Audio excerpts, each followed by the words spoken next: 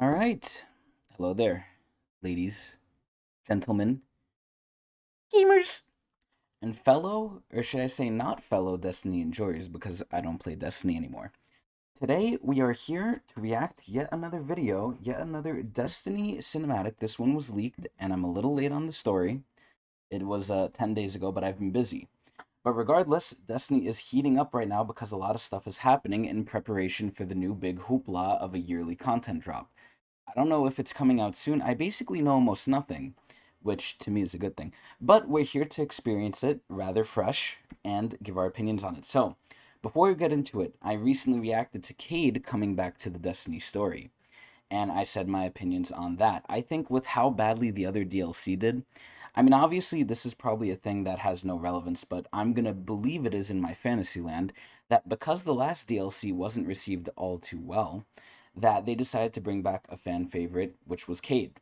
So even though again this probably is not the case because they've probably been planning to bring him back for a while, I'm gonna just assume that because things are going bad, they need to kind of step it up. And if there's one thing Destiny always does well, it's when they're backed into a corner, when they're backed against the wall, they will produce, like with Taken King.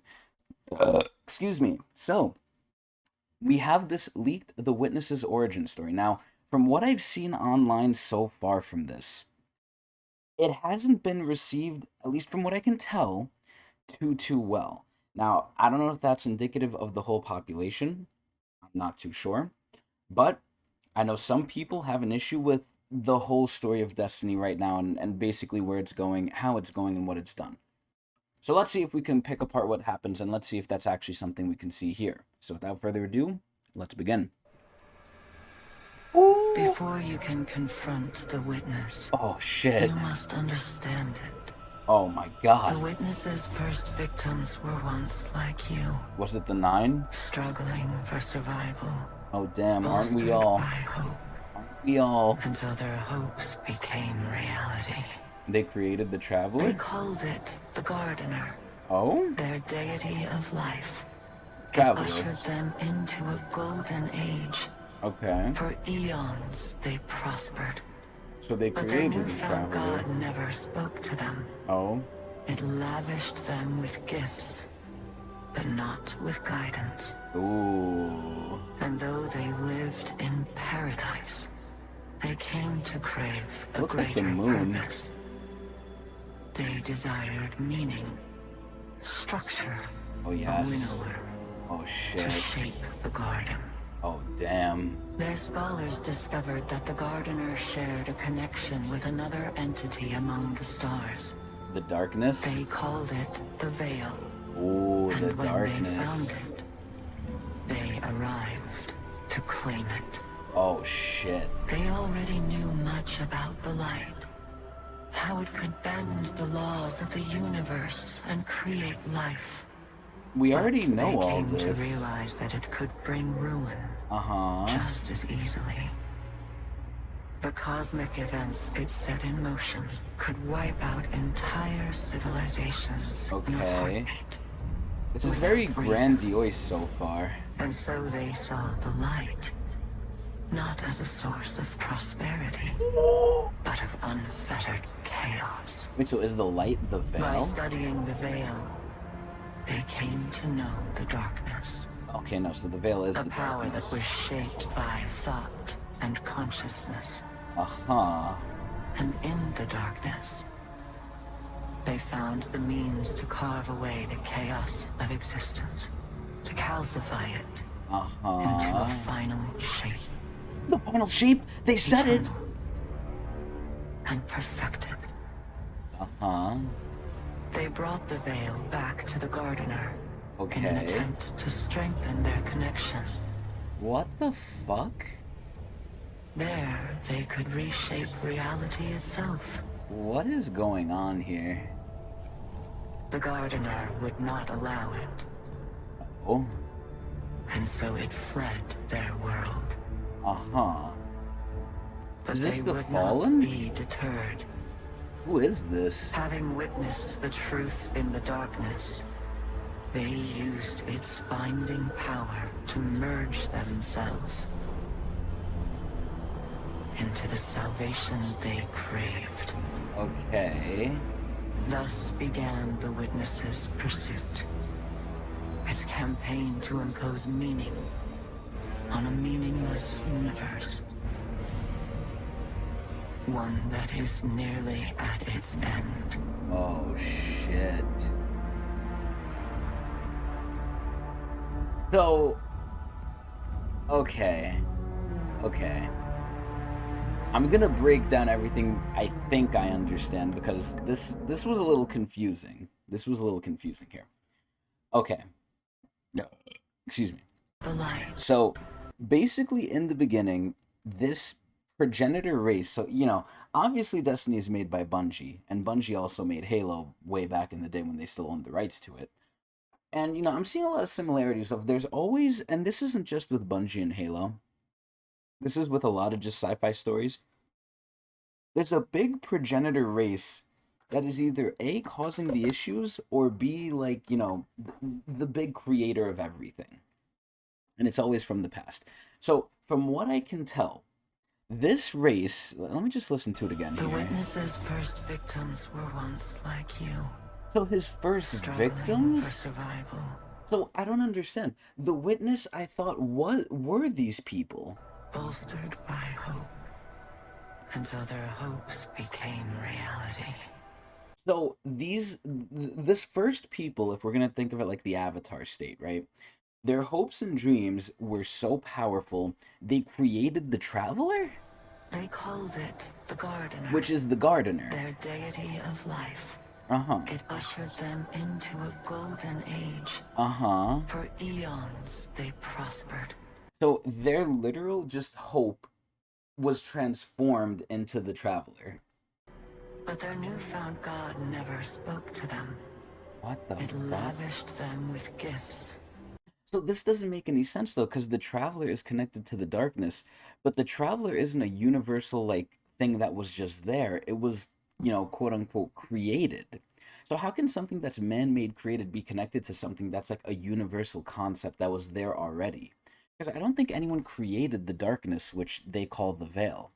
So this first race took the darkness, aka the Veil, and tried to bring it to the Traveler, because the Traveler gave them power, but it didn't tell them what to do with it, and they kind of probably got an existential crisis. They probably got to the point where they're like, okay, we've done everything that we need to do. Imagine if humanity solved all its problems, right? At that point, what the fuck are we going to live for? A big part of our lives is trying to make things better, trying to reach near perfection, and because perfection isn't attainable, the pursuit is never ending. And that's what gives our lives meaning, trying to find something to reach this never-ending cycle, or this never-ending, or never-winnable battle, right? So imagine if everything you wanted in life, you just got. At that point, what do? You have everything you want. Oh, you want to be rich? You're rich. You want a house? You have as many houses as you need. You want women? You could fuck anyone. Like, imagine you basically become God and you don't have to want for anything anymore. At that point, what the fuck do you even do? You have everything you want. Now, obviously, that's not one-to-one to here, but it's pretty close where they got all their basic needs probably satisfied. Knew much about the light, how it could bend the laws of the universe and create life. I don't understand here, though. They came to realize that it could bring ruin. So the same people who made the Traveler, which produces the light, unless the Traveler just like collects it, siphons it, or focuses it, maybe the light is already in the universe and the Traveler just, bestows it on people because the light and dark is separate. There's a lot of questions here that, I don't think are going to get answered.